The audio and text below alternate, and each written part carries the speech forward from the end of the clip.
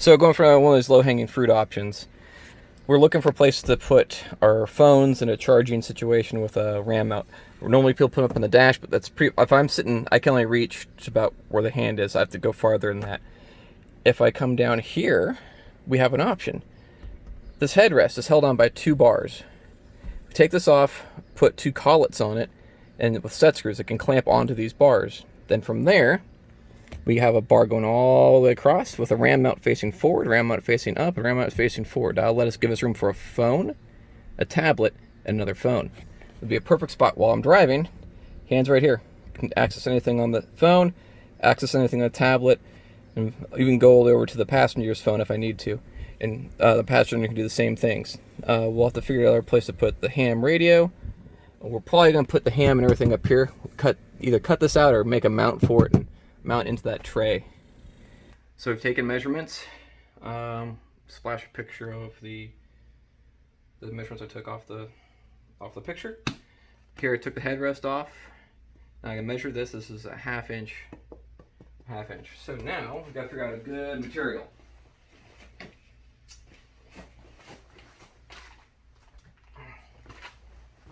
I'm trying to clean off this because we're actually going to kind of semi-production here. We are 4 inches apart. Easy way to do this is try to go, instead of going from center line to center line, just go from the edge to edge, because these are the same diameter. The edge here to the edge here, so you go outside to inside is going to be the same as center. You're doing less guesswork. So I can just pop this on here.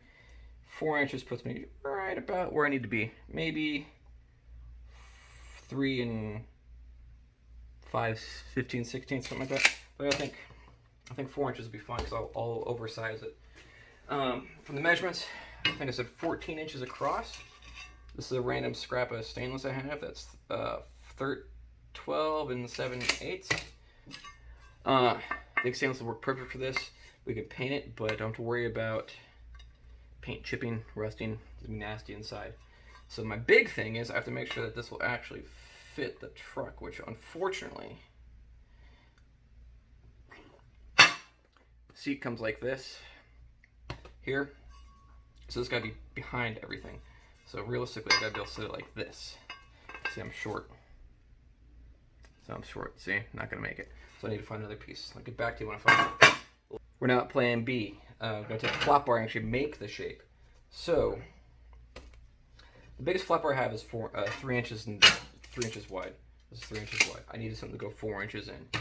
So what I'm gonna do is bring 2 plates, come over, then have my plate facing backwards, and that'll get me where I want to be.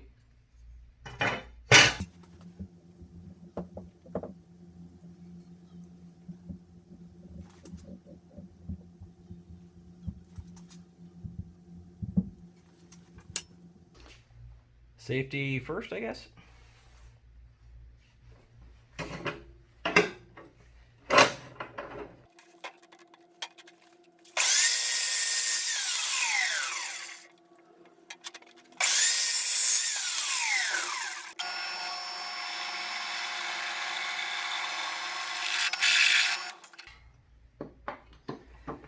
Now, perfectionist is probably going crazy. It's not centered.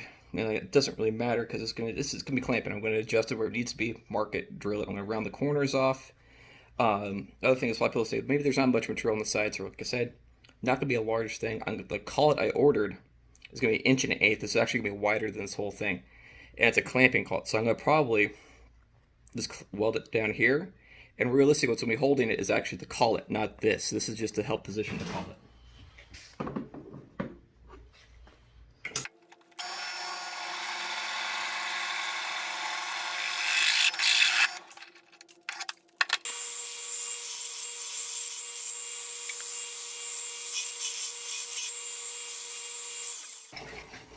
So if you look at them, they're not uniform at all. I don't really care about that because these are going to be hidden behind the mount. I just want the holes to be there. Now, one thing I did not talk about, as I pick back over here, is if you look at this, it's not straight. I put it on a set screw ring. If I put these in, they're going to be pointing the wrong direction. So I got to figure out the angle, bend it, and then I'll have my mounts actually prepared. Get my angle finder to find basically a rough angle. I don't need to find the exact angle because this is going to be something I can bend a little bit in position. I want to get something close so I can match it later. I'm going to match it with bending.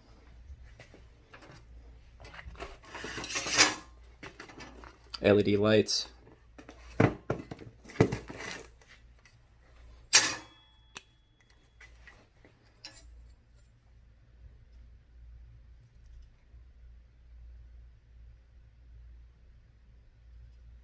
I do 3/4 of an inch past the center line of the hole. I'm doing that so I have room for the set screw ring.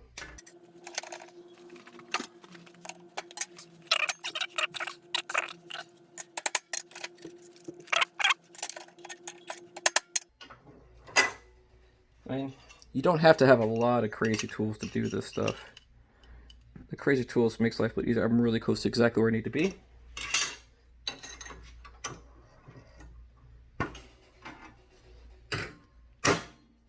And yeah, I probably should be mounting this in the very dead center of the vise. That's actually my mistake. That is a keeper. So I'm going to do for simplicity, put that one in, put this one in, get this in the right elevation. So I'm not really worried about where it lines up to where it's supposed to be, because I can fudge that later. What I want is this to be uniform.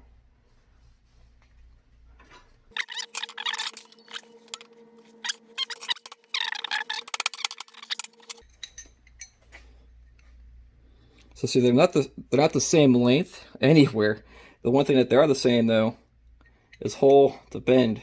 That's what really matters for this one.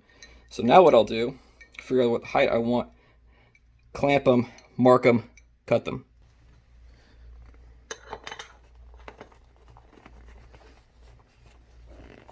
It's got to go past that clip.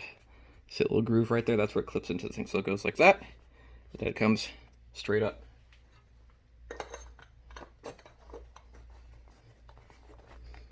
Boom.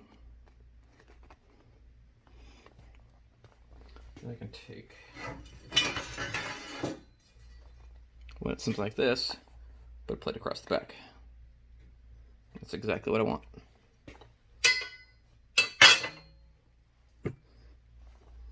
So let's see here. Sharpie.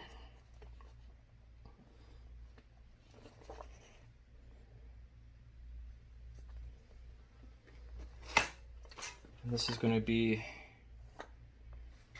This is me kind of idiot proofing myself. This is going to be the driver, passenger, driver, passenger. Where it also says handmade, it's not going to be bright.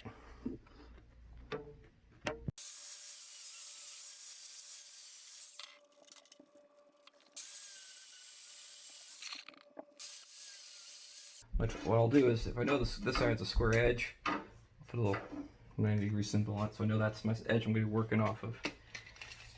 14 inches is my distance I called.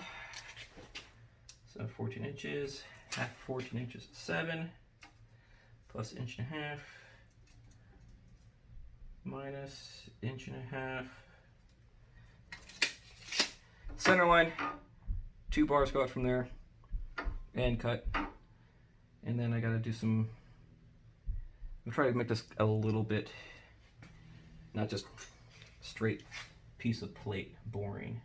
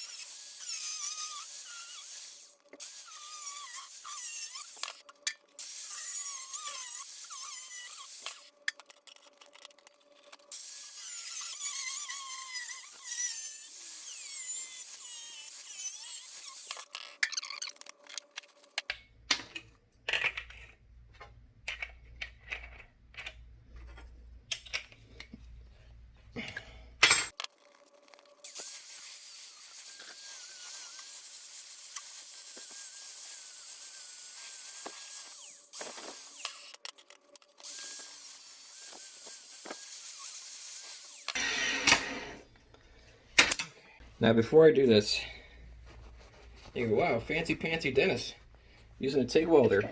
Yeah, I suck at TIG. Only way to get better at TIG is get more time behind the hood. But I can't let him in right now because I'm striking hard.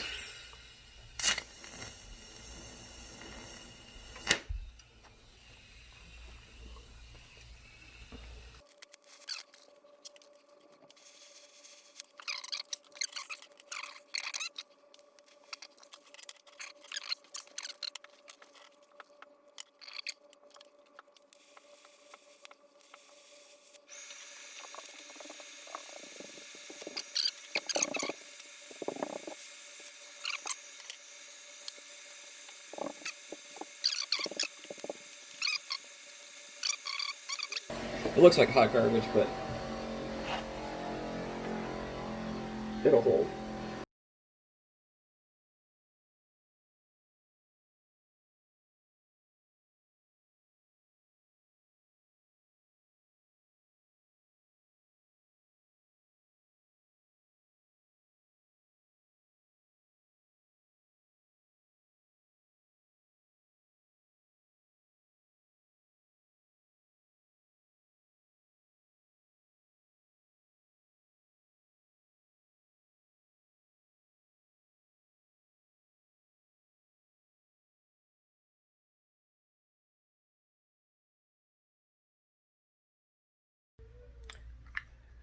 Expecting to show you guys this stuff, 3-4 days from now when all the parts came in.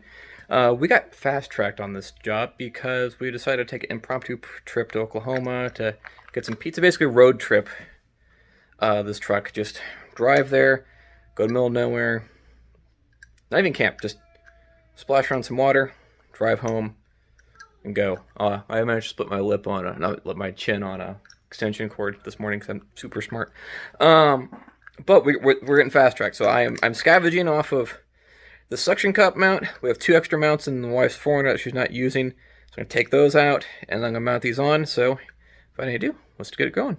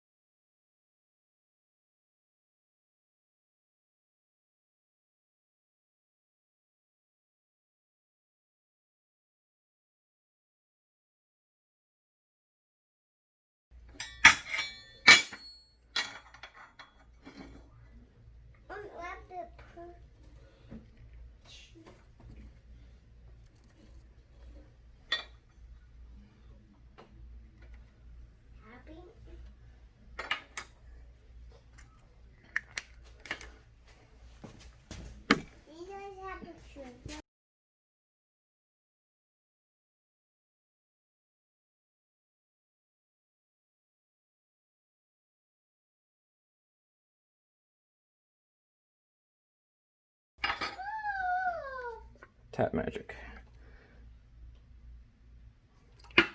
Whereas it sounds like grip on this stuff.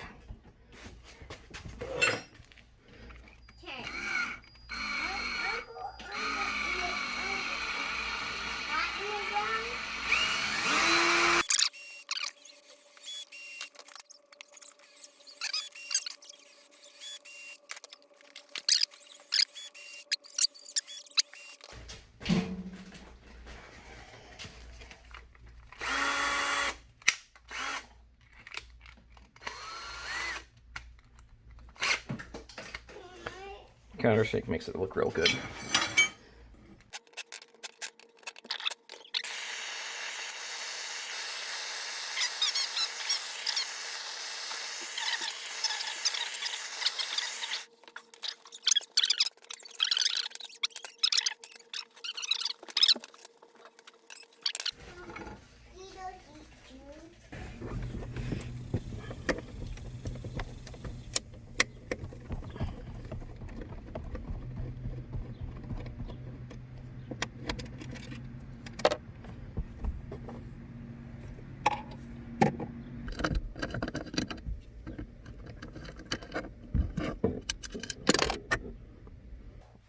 forgot to press record. I did want to do a 1-2 of self-etch primer combined with some semi-gloss. It does a decent job.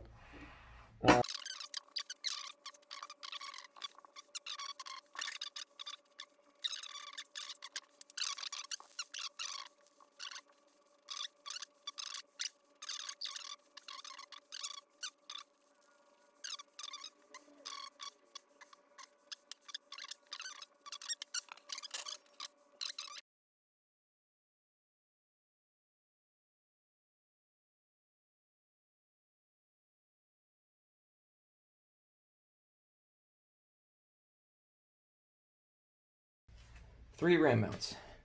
Tablet, phone, phone. RAM mounts.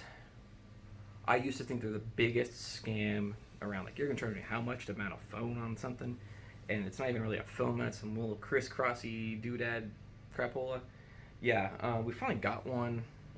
We got one a while ago, and it turned out to be really nice. Really, really nice. Since then, this has been the last year and a half maybe. Since then, I have a RAM mount on my bike. My wife has a RAM mount on her bike. We have a tablet RAM mount on the FJ. We have a normal RAM mount in the FJ for a phone. My wife's foreigner until about 10 minutes ago. She had 4 RAM mounts in the front, and the center console we built for her that had 4 USBs in it, so you could put a tablet or you could put a phone or a GPS up there. You know, it worked out really, really well. There's a third RAM mount in the FJ where I have the GPS above the rear mirror. No, it turned out to be pretty amazing. So I'm going to be completely honest with you, we're not pre-recording anything, pre-recording everything, I guess. If this fails, we're going to still post it, you'll still see it. Let's hope it doesn't fail. One always figured, you know, showing you guys all the successful stuff, that's always nice feeling for your own hoo-ha's morale, but you guys got to see that, you know, people try and fail all the time at stuff, and eventually it succeeds. So that's the front. That goes there, that goes there. And, oh boy, I gotta do some smashing. That's my interference. Luckily, this is all padding. Come on. Come on. I know once it's in position, it'll clear, because I tested the parts out separately, not slid together. Oh, I think we got it. This direction is face down. That actually lets us a little bit better angle. We'll be fine. We'll be fine. See, I'm not going to hide anything to you guys. Next potential failure point. I'm going to try to cram this into here. And I got to get past the latch points.